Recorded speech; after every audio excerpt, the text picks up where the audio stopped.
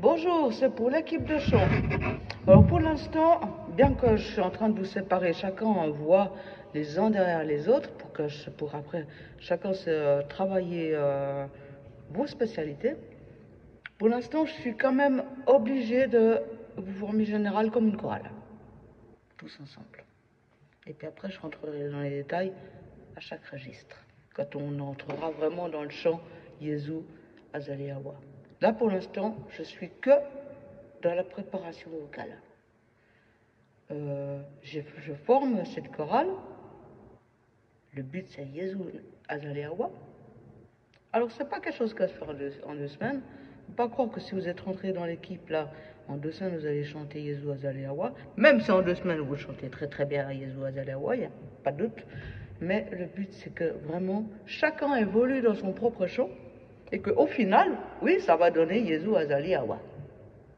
Chacun au mieux de ce qu'il pourra. Alors celui qui était déjà fort, ben, il le chantera encore mieux. Puis celui qui était débutant, ben, il pourra enfin se sentir à l'aise, et ainsi de suite, et ainsi de suite. Voilà.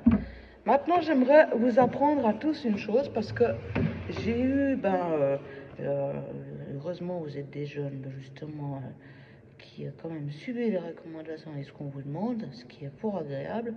Et je vous ai demandé de venir soit en privé ou soit en mode public. Après, chacun a choisi. Il y en a des qui l'ont fait en privé, d'autres qui l'ont fait en mode public. De me chanter un petit bout de chanson, même si c'était Frère Jacques, dans un endroit où c'était agréable pour lui. Pour que j'essaye de vous mettre dans vos registres. Alors, comme j'ai eu aussi, je vais parler un bon moment, c'est une vidéo qui va durer, les amis. Comme j'ai eu la question, par exemple, j'ai classé les ténors 1 et les ténors 2. Et j'ai eu les questions, par exemple, de 1 ou de ténor 2. Oui, mais ténor 2, est-ce que c'est moins bien que ténor 1? Ça n'a rien à voir. C'est des histoires de plage entre lesquelles votre voix est bien et votre voix résonne le mieux. Et c'est là qu'il faut, en fait, c'est là qu'est votre performance. Moi, je suis une mezzo-soprano. Donc, c'est là qu'est ma performance. Si j'étais une contralto, je serais dans le registre de contralto. Par exemple, une basse, elle peut avoir un excellent registre entre, on va dire, entre cette note et cette note. Oh, c'est déjà une basse, déjà une bonne basse. J'en connais un là qui a une très grande étendue d'ailleurs.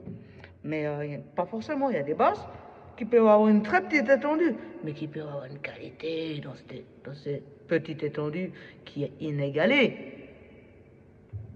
Voilà.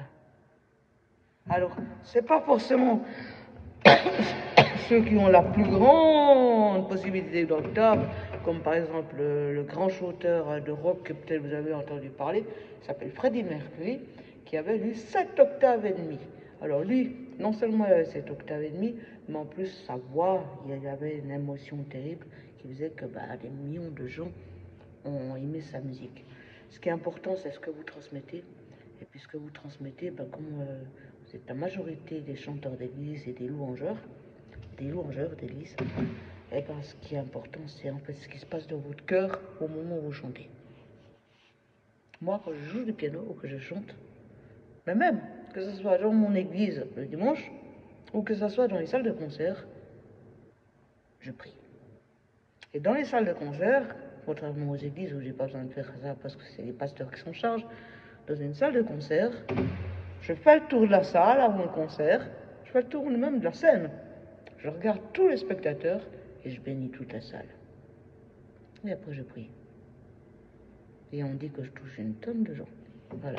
Une des manières de toucher les gens, sans forcément être une grande chanteuse cantatrice, d'avoir chanté pendant 30 ans comme j'ai joué 30 ans du piano. Parce que ça fait que depuis 2005 que je joue, que je chante. Alors, ça c'était une vidéo d'explication. Maintenant j'aimerais faire une vidéo